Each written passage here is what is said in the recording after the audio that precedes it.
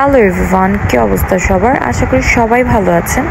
আজকে কিছু কথা আপনাদের সাথে শেয়ার করতে চলে এসেছিলাম, আর সাথে আমার বাচ্চাদের সপ্তাহ খানিক পরপর যে কেয়ারগুলো নিতে হয় আমার, ওগুলো আপনাদের সাথে আজকে শেয়ার করব।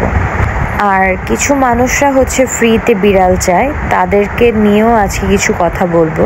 কথাগুলো যে আমরা যে একটা বিড়ালের পিছনে কতটা কষ্ট করি, আর তার থেকে বড় কথা কতটা ভালোবাসার বাচ্চা থাকে ওরা, আমাদের ছোট বাচ্চার মতোই। আর আপনারা কেউ হাসবেন না বা কেউ কিছু মনে করবেন না, আমাদের যার যার পোষা প্রাণী তাদের কাছেই বাচ্চার মতোই।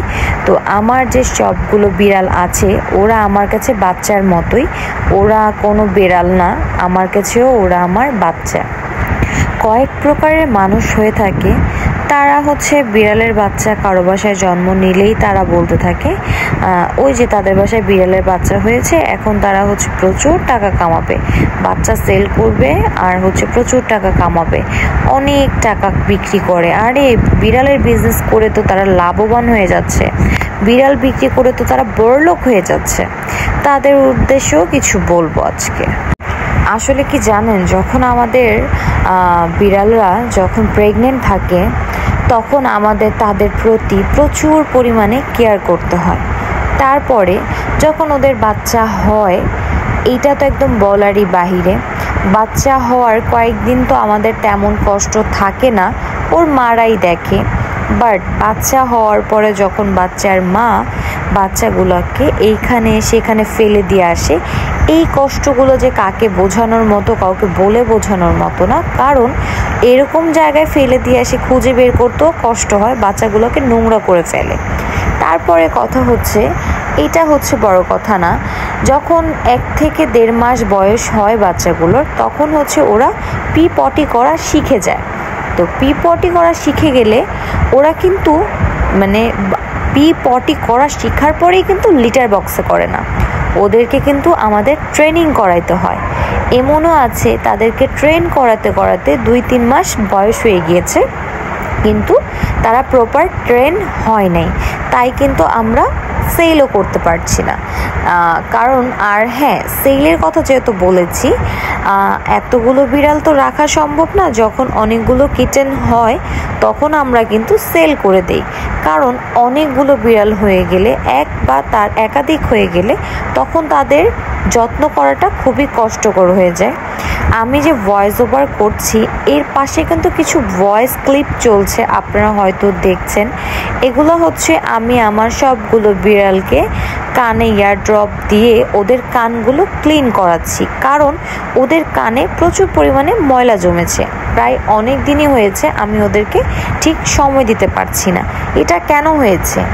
এক বা একাধিক যখন বিড়ালটা বেশি হয়ে যায়, তখন আমাদের সময় দেওয়াটা কষ্টকর হয়ে যায়। তাই আমি বলবো যে আপনারা বেশি বিড়াল বানিয়ে ফেললে তখন কিন্তু যত্ন করতে পারবেন না। শুধু বিড়াল কিনলেই হয় না, আর বিড়াল বাড়ালেই হয় না। তাই আমরা যখন বেবি হয় তখন আমরা বেবিদেরকে সেল করে দিই, যেন অতিরিক্ত মাত্রায় বিড়াল না হয়ে যায়, যেন অল্প কয়েক থাকে, যত্ন অনেক সুন্দর পায়। আর নাই আমাদের ওবায়দুল কাদের গুড্ডু, তার সাথে তো আমি দুষ্টামি করি। যাই হোক, যে টপিকসে ছিলাম, যেটা বলছিলাম সেটা যে যখন 1.5 মাস বয়স হয় একটা বিড়ালের, তখন ওরা পটি শিখে না, ওরা জায়গায় জায়গায় পটি করে। তখন আমাদের ওকে পটি ট্রেন করাতে হয়, তখন প্রচুর কষ্ট করতে হয়, জায়গায় জায়গায় পটি করে দেয়, এগুলো ক্লিন করা, আবার ওদেরকে ধরে ধরে লিটার বক্সে নেওয়া, আবার ওদেরকে খাবার শেখানো, সব কিছু মিলিয়ে কিন্তু প্রচুর কষ্ট। 3টা মাস, 4টা মাস, 2.5 মাস, ক্যাটগুলো সেল করার আগে আমরা কিন্তু ওদেরকে পালি। তো এই এতগুলো দিনে কি আমাদের লিটার খরচ হয় না? আমাদের কি চিকেন যায় না? আমরা যাদেরকে চিকেন খাওয়াই, আমাদের কি কোনো খরচ হয় না? তো আমরা যা ওদেরকে সেল করছি যেই দামে, তার থেকে 2 ডাবল কিন্তু ওদেরকে খাওয়িয়ে ফেলছি। তো এগুলার কোনো মূল্য নাই। বাট যখন আমরা সেল করতে যাই, যখন প্রাইসগুলো শুনে, তখন মানুষ বলে বাহ, এত টাকা সেল করছে, বিড়াল বিজনেস করলেই তো হয়। ভারে ভাই, বিড়ালের বিজনেস করা এত সহজ না, বিড়াল পালাটাও এত সহজ না। আর বিড়াল কেউ সাথে বিড়াল নিয়ে কেউ বিজনেস করে না। যখন এক বা একাধিক হয়ে যায় তখন বেবিগুলোকে রাখা সম্ভব হয় না, শুধুমাত্র এই কারণে যে বেবিগুলো যত্ন পাবে না, এই কারণেই রাখা সম্ভব না। তাই হচ্ছে ওদেরকে তখন সেল করে দিতে হয়। তো যাই হোক, আশা করি আপনারা হচ্ছে বেবির সেল বিষয়টা আপনারা বুঝে গেছেন। আর কিছু মানুষকে ফ্রি যারা চায় তাদেরকে বলছি, ভাই ফ্রি চেয়ে লজ্জা দিবেন না। ভাই ও বোনেরা, আপনাদেরকেই বলছি, জি আমি আপনাদেরকেই বলছি, লজ্জা দিবেন না। কারণ যখন একটা ফ্রি ক্যাট চান আপনারা, তখন আমাদের প্রচুর লজ্জা লাগে। কারণ আমরা আমাদের কোন মুখে আপনাদেরকে না বলবো বা কোন মুখে আপনাদের হ্যাঁ বলবো, কারণ তখন আপনাদের বিবেক বুদ্ধি অনেক শর্ট পড়ে যায়। তাই হচ্ছে আপনাদের হ্যাঁ বা না বলার কোনো সুযোগই পাই না আমরা। তখন প্রচণ্ড পরিমাণ রাগ উঠে, কারণ জন্মের পর যে ক্যাটদেরকে এত কষ্ট করে আমরা পালি, এত কষ্ট করে সব কিছু করি, আপনারা মাঝখান দিয়ে উঠে এসে বলেন যে আমাদেরকে ওদেরকে দিয়ে দেন, ফ্রি দেন না। তো ফ্রি ওয়ার্ডটা ইউজ কমই করবেন। যাই হোক, আমি হচ্ছে চেয়েছিলাম আমার অভিজ্ঞতা তোমাদের সাথে শেয়ার করতে। আর হচ্ছে আমার বাচ্চাদের হচ্ছে আজকে আমি ইয়ার ক্লিন করেছি, আজকে ওদের ইয়ার ক্লিন ডে ছিল।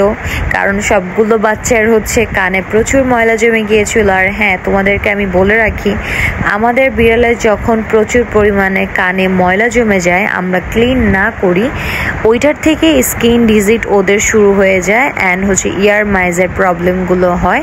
তো তোমাদের যতটুকু সম্ভব তোমরা সপ্তাহখানিক পরপর তোমাদের বিড়ালের এগুলো ক্লিন রাখার চেষ্টা করবে, কারণ ওদের এগুলা ক্লিন থাকলে ওরা সুস্থও থাকবে।